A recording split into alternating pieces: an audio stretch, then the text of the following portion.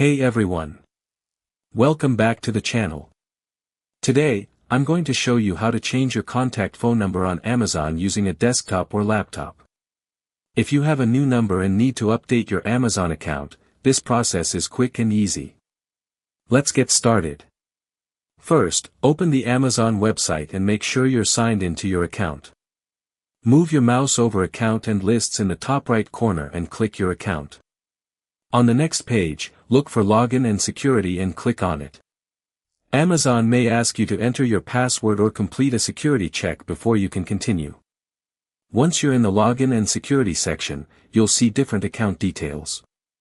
Find primary mobile number or your current mobile number, then click Edit next to it. Now, enter your new phone number. Make sure you select the correct country code and enter the number carefully. Once you've entered it, click Continue. Amazon may send a verification code to your new phone number. Check your phone for the code, enter it on Amazon, and continue with the verification process. After the number has been verified, follow the prompts to save the changes. Your new phone number should now be connected to your Amazon account. And that's it. You've successfully changed your contact number on Amazon. If this tutorial helped you, don't forget to like the video and subscribe for more easy Amazon and tech tutorials.